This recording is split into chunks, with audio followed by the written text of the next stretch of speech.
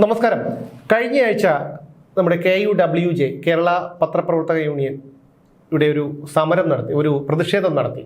സുരേഷ് ഗോപി മാധ്യമപ്രവർത്തകരോട് മോശമായി പെരുമാറുന്നു, മാന്യതയില്ലാതെ പെരുമാറുന്നു എന്നൊക്കെയായിരുന്നു പറഞ്ഞുകൊണ്ട് ഇവരിങ്ങനെ ഈ ഒരു പ്രതിഷേധം റോഡിലൂടെ നടത്തിയത്.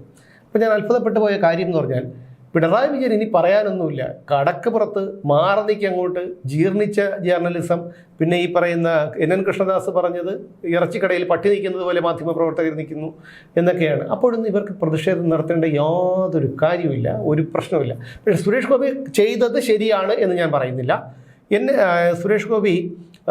സുരേഷ് ഗോപിക്കെതിരെ മാത്രം, കാരണം സുരേഷ് ഗോപി എപ്പോഴും പ്രകോപിപ്പിക്കാനാണ് മാധ്യമപ്രവർത്തകർ ശ്രമിച്ചിട്ടുള്ളതെന്ന് നിങ്ങൾക്ക് അദ്ദേഹത്തിന് അടുത്ത് മാധ്യമപ്രവർത്തകർ ചെല്ലുമ്പോൾ അറിയാം. കാരണം മൈക്ക് കൊണ്ടൊന്നും വായിക്കാത്തോട്ട് കുത്തികയറ്റാൻ പോകുന്നത് പോലെ പോവുക, പ്രകോപനപരമായ ചോദ്യങ്ങൾ ചോദിക്കുക, ഒരിക്കലും ചോദിക്കേണ്ടതല്ലാത്ത ചോദ്യങ്ങൾ ചോദിക്കുക, ഇത്തരത്തിൽ ചോദ്യങ്ങൾ ചോദിച്ച് അദ്ദേഹത്തെ പ്രകോപിപ്പിച്ച് ഒരു പ്രശ്നമുണ്ടാക്കുക എന്നുള്ള ഒരു രീതിയാണ് നമ്മുടെ കേരളത്തിലെ മാധ്യമ പ്രവർത്തകർ കുറച്ചു കാലങ്ങളായി അവലംബിച്ചിരിക്കുന്നത്.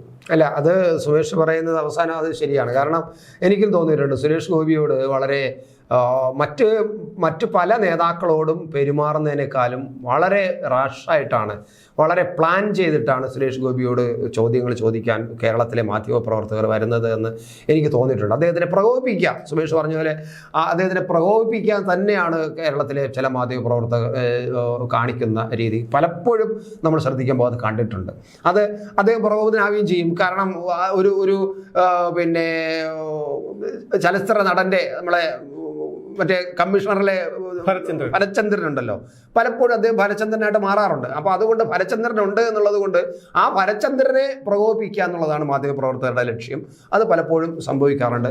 എന്നാൽ വളരെ താഴ്മയോടും വളരെ വിനീതമായിട്ടും പലരോടും ചോദ്യങ്ങൾ ചോദിക്കുന്നത് നമ്മൾ കണ്ടിട്ടുണ്ട്. പിണറായി വിജയന്റെ മുമ്പിലൊക്കെ ചെല്ലുമ്പോഴത്തേക്കും രണ്ട് കാലും ഇങ്ങനെ അടുപ്പിച്ചിട്ട് വാലെടുത്ത് ചുരുട്ടി അകത്തോട്ട്. അല്ല, അത് കണ്ടതാണ് ഞാനത്. കടക്ക് പുറത്ത് എന്ന് പറഞ്ഞപ്പോൾ എലികൾ പാമ്പ് വന്ന മാളത്തിൽ നിന്നും എലികൾ ഇറങ്ങി ഓടുന്നത് പോലെ ഇറങ്ങി ഓടിയത് നമ്മൾ കണ്ടതാണ്. ഒരാൾ പോലും ചോദ്യങ്ങൾ ചോദിക്കുന്നത് പോലും ഇപ്പോഴാണ് വിധേയൻ സിനിമയില് ഗോപകുമാർ മമ്മൂട്ടിയോട് സംസാരിക്കുന്നത് അതുപോലെയാണ്. പക്ഷെ ഇപ്പോഴാണ് എനിക്ക് തോന്നുന്നത് ഈ അടുത്ത കാലത്ത് 1-2 പത്രസമ്മേളനങ്ങളിലാണ് മാധ്യമപ്രവർത്തകർ കുറച്ചൊന്ന് ആർജവത്തോടുകൂടിയും കുറച്ചൊന്ന് എനിക്കൊന്ന് ഇത്തരം വിമർശനങ്ങൾ ഒരുപാട് മാധ്യമപ്രവർത്തകരുടെ ഇടയിൽ തന്നെ ഉണ്ടായപ്പോഴാണ് എനിക്ക് തോന്നുന്നത് മുഖ്യമന്ത്രിയുടെ CM എന്ന് പറഞ്ഞ് വിളിച്ചുകൊണ്ട് കുറേ കടുത്ത ചോദ്യങ്ങൾ, അദ്ദേഹം പ്രകോപിതനായാൽ പോലും വീണ്ടും അതേ ചോദ്യങ്ങൾ ചോദിച്ചുകൊണ്ട് മുന്നോട്ട് വരുന്നുണ്ട്. അതൊരു വലിയൊരു മാറ്റമാണ്. പക്ഷെ ഇവിടെ എല്ലാവരും അല്ല, വളരെ കുറച്ച്, ബാക്കിയെല്ലാം വിനീത വിധേയരായി നിൽക്കുകയുള്ളൂ. വളരെ കുറച്ച് പേര് മാത്രമേ അങ്ങനെയുള്ളൂ. അത് 1-2 പ്രധാനപ്പെട്ട ചാനലിലെ 1-2 പേരേ ഉള്ളൂ. പിന്നെ ഇതിനകത്ത് കാണുന്ന 2 കാര്യം എന്ന് പറഞ്ഞാൽ, ഞാൻ കാണുന്നത് സുരേഷ് ഗോപി ആ മാധ്യമപ്രവർത്തകനോട് പറയേണ്ട കാര്യം ഓപ്പണായിട്ടല്ല പറഞ്ഞത്. ഓപ്പണായിട്ട് വിളിച്ചു പറഞ്ഞില്ല. നിങ്ങൾ വെറും ജീർണതകളുടെ ജേർണലിസ്റ്റുകളാണെന്ന് ഓപ്പണായിട്ട് പത്രക്കാരുടെ മുമ്പ് മയക്കം വെച്ചിട്ട് ഓപ്പണായിട്ട് പറയുകയല്ല ചെയ്തത്. നീയെല്ലാം ഇറച്ചിക്കടയിൽ നിൽക്കുന്ന വെറും പട്ടികളാണ്, നിൻ്റെ മറ്റേ കമ്പും കൊണ്ട് എൻ്റെ അടുത്ത് വരരുത് എന്ന് ഓപ്പണായിട്ടല്ല പറഞ്ഞത്. അദ്ദേഹം ഈ ഒരു അതും ഒരാളിനെ മാത്രം, അയാളോട് എന്തോ പറയണമുണ്ടായിരുന്നു, അയാളെ മാത്രം വിളിച്ചു, അകത്ത് വിളിച്ചു കൊണ്ടുപോയി പറയേണ്ടത് ചെവിയിൽ കാര്യമായിട്ട് പറയേണ്ടത് പറയുകയും ചെയ്തു. ആ ഒരു മാന്യത സുരേഷ് ഗോപി കാണിച്ചു. പറഞ്ഞതെന്തോ ആയിക്കോട്ടെ, പറഞ്ഞത് ഇപ്പോൾ മാധ്യമപ്രവർത്തകൻ എന്താണെന്ന് നമുക്കും അറിഞ്ഞൂടാ. ഇതുവരെയും ആ ചാനൽ പോലും എന്താണ് പറഞ്ഞതെന്ന് പുറത്തു വിട്ടിട്ടില്ല. എന്തോ അധിക്ഷേപിച്ചു എന്നേ പറയുന്നുള്ളൂ. എന്ത് പറഞ്ഞു, എന്താണ് പറഞ്ഞതെന്ന് ആർക്കും അറിഞ്ഞൂടാ. കൃത്യമായ തക്കതായ കാര്യം ഉണ്ടാവും. ഈ നമ്മൾ നേരത്തെ പറഞ്ഞതുപോലെ മനഃപൂർവ്വം പ്രകോപിപ്പിക്കാൻ വേണ്ടി ചോദ്യങ്ങൾ ചോദിക്കുന്ന ആൾക്കാരുണ്ടല്ലോ. അപ്പോൾ അത് സ്വാഭാവികമായിട്ടും എന്നോട് ആ തരത്തിൽ കൂടുതൽ ചോദ്യങ്ങൾ എന്നോട് വേണ്ട, എൻ്റെ ഒന്നും കിട്ടൂല, അതുകൊണ്ട് അനിയം ഉണ്ടാകുമോ എന്ന് പറഞ്ഞ് എന്തെങ്കിലും ചെറിയൊരു വിരട്ടം കൂടെ ഭരചന്ദ്രനായിട്ടുണ്ട്. അവിടെ ഒരു ചെറിയ ഭരചന്ദ്രനായിട്ടുണ്ട്. എങ്കിൽ പോലും എന്താണെന്ന് അവർ പുറത്തു പറയുന്നില്ല. അപ്പോൾ എന്തായാലും ആ ഒരു മാന്യത സുരേഷ് ഗോപി കാണിച്ചു. അകത്ത് കൊണ്ടുപോയി അയാളുടെ ചെവിയിൽ മാത്രമേ പറഞ്ഞുള്ളൂ. പക്ഷേ മറ്റുള്ളവർ ഈ പട്ടികളെന്ന് വിളിച്ചപ്പോൾ, അത് ഇറച്ചി കഷ്ണത്തിന് നിൽക്കുന്ന വെറും ഇറച്ചിക്കടയിലെ പട്ടികളെന്ന് മാധ്യമപ്രവർത്തകരെ വിളിച്ചിട്ട് ആരും പ്രതിഷേധിച്ചില്ല.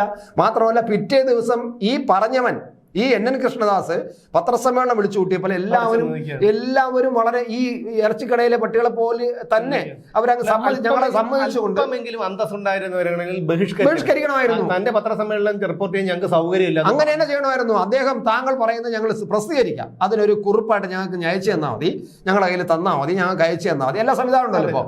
അല്ല ഇനി നിങ്ങളുടെ മുന്നിൽ വന്ന് ഈ കമ്പും കൊണ്ടിരിക്കാൻ ഞങ്ങളില്ല എന്ന് പറയാനുള്ള ഒരൊറ്റ മാധ്യമ പ്രവർത്തനം പോലും കേരളത്തിലുണ്ടായിരുന്നില്ല. എന്നിട്ടാണ് ഇവിടെ വന്നിട്ട് ഈ അകത്ത് വിളിച്ചിരുത്തി അദ്ദേഹത്തിന് പറയാനുള്ള പറഞ്ഞിട്ട് സുരേഷ് ഗോപി പറഞ്ഞില്ലോ, അല്ലെങ്കിൽ സുരേഷ് ഗോപി നമ്മൾ ന്യായീകരിക്കുന്നില്ല, ഒരു മാധ്യമ പ്രവർത്തനോട് മോശമാണ് പറഞ്ഞതെങ്കിൽ, നമുക്ക് അറിഞ്ഞൂടെ എന്നാണ് പറഞ്ഞതെങ്കിൽ അത് ശരിയായ കാര്യമല്ല. മറ്റൊരു കാര്യം അറിയാലോ, ഒരു മാധ്യമ പ്രവർത്തകർ അദ്ദേഹത്തെ അപമാനിച്ചു എന്ന് പറഞ്ഞിട്ട് കേസായതും പുകിലായതും ഒക്കെ നമുക്കറിയാം. കാര്യങ്ങൾ ഇങ്ങനെയൊക്കെ ആണെങ്കിലും ഈ പറയുന്ന സുരേഷ് ഗോപിക്ക് കേന്ദ്രമന്ത്രി ആയതോടുകൂടി ഒരല്പം അദ്ദേഹത്തിന്റെ പെരുമാറ്റത്തിൽ എന്തോ ഒരു ഇതുണ്ടെന്ന് തോന്നുന്നു. എന്തോ ഒരു അല്ല, അന്ന് മൈക്ക് തട്ടി മാറ്റി അദ്ദേഹം പോയില്ലേ? അന്ന് നമ്മൾ വീഡിയോ ചെയ്തിരുന്നു. അതായത് സുരേഷ് ഗോപി ഒരിക്കലും അങ്ങനെ ചെയ്യാൻ പാടില്ലാത്തതാണ്.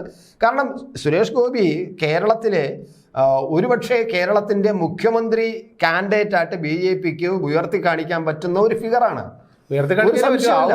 അല്ല അതെന്തോ ആയിക്കോട്ടെ, പക്ഷെ കേരളത്തിലൊരു നേതാവിനെ ഉയർത്തി കാണിക്കണമല്ലോ. ഇപ്പോൾ കേന്ദ്രത്തില് നരേന്ദ്രമോദി എന്ന് പറഞ്ഞ ഒരു ഫിഗറിനെ ഉയർത്തി നിർത്തിയിരിക്കുന്നത് പോലെ കേരളത്തിൽ എന്തായാലും സുരേന്ദ്രനെ ഫിഗറായിട്ട് ഉയർത്തി നിർത്താൻ പറ്റില്ല, കൃഷ്ണദാസിനെ ഉയർത്തി നിർത്താൻ പറ്റില്ല. ഈ പറയുന്ന ആരെയും തന്നെ ഇപ്പം CPM അല്ല BJPയുടെ സംസ്ഥാന നേതൃത്വത്തിലുള്ള ആരെയും തന്നെ ഒരു ഫിഗറാക്കി. ഇതാണ് മുരളീധരനെ പോലും, മുരളി കേന്ദ്രമന്ത്രിയായിരുന്നു, മുരളീധരനെ പോലും ഒരു മുഖ്യമന്ത്രി ആയിട്ട് മുമ്പ് നിർത്തി ഒരു ഫിഗറാക്കി നിർത്തി കൊണ്ടുപോകാൻ പറ്റില്ല. പക്ഷെ അക്കാര്യത്തിൽ സുരേഷ് ഗോപി അത്തരത്തിലൊരാളാണ്. ഒരു മുഖ്യമന്ത്രി സ്ഥാനാർത്ഥിയായിട്ട് ഉയർത്തി കാണിക്കാൻ പറ്റും. അയാൾ അത് മനസ്സിലാക്കണം. തൻ്റെ ഒരു കേരളത്തിലെ ജനങ്ങളുടെ മനസ്സിൽ തനിക്കുള്ള സ്ഥാനം എന്താണ്, ആ പ്രാധാന്യം എന്താണ്.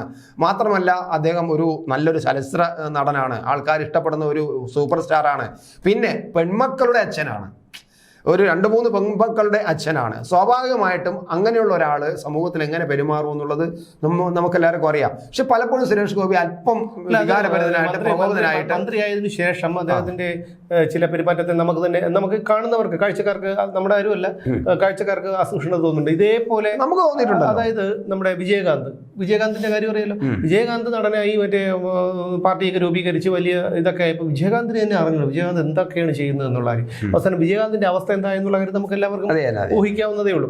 നമുക്ക് എല്ലാവർക്കും അറിയാവുന്ന ഒരു കാര്യമാണ്. അതുപോലെയാണ് 2 ദിവസം മുമ്പ് ഒരു വീഡിയോ കണ്ടിരുന്നു. അതിൽ ഒരു വേദിയിൽ കെ സുരേന്ദ്രനെ തൊട്ടടുത്ത് സുരേഷ് ഗോപിക്ക് കസേര, സുരേഷ് ഗോപി വന്നിട്ട് സുരേന്ദ്രൻ എങ്ങനെയുള്ള ആളോ ആയിക്കോട്ടെ, അദ്ദേഹം BJPയുടെ സംസ്ഥാന അധ്യക്ഷനാണ്, അവിടെ വന്നിരുന്നിട്ട് വേറൊരാളെ പിടിച്ച് അപ്പുറത്തിരുത്തിയിട്ട് മാറിയിരിക്കുകയാണ്. അത് ഒരിക്കലും സുരേഷ് ഗോപിയെ പോലെയുള്ള ഒരാളിൽ നിന്ന്, അത് പിണറായി വിജയൻ സാറിൽ നിന്ന് പോലും ആൾക്കാർ പ്രതീക്ഷിക്കുന്നില്ല. അപ്പോൾ സുരേഷ് ഗോപിയെ പോലെയുള്ള ഒരു വല്ലാത്ത സന്ദേശമാണ്, അത് സമൂഹത്തിൽ വല്ലാത്തൊരു സന്ദേശമാണ് എടുത്തിടുന്നത്. അത് ആൾക്കാരുടെ മുന്നിൽ പരിഹാസ്യനാക്കാൻ മാത്രമേ എന്നുള്ള കാര്യമാണ്. സുരേഷ് ഗോപിയിൽ ജനങ്ങൾക്ക് ഒരുപാട് പ്രതീക്ഷയുണ്ട്. പക്ഷേ കേന്ദ്രമന്ത്രി ആയതിനു ശേഷം അദ്ദേഹത്തിന്റെ ഈ നിലപാടിലും പെരുമാറ്റത്തിലും ഒക്കെ വളരെയധികം മാറ്റങ്ങൾ വന്നു. അത് ഈ പറയുന്നത് പോലെ ഒരുപക്ഷെ ഈ അധികാരം എന്ന് പറയുന്നത് ലഹരിയാണ്. ആ ലഹരി തലയ്ക്ക് പിടിച്ചത് കൊണ്ടാണോ എന്നുള്ള സംശയം കേരളത്തിലെ പൊതുജനങ്ങൾ ഇപ്പോൾ പരസ്പരം ചോദിക്കുന്നുണ്ട്.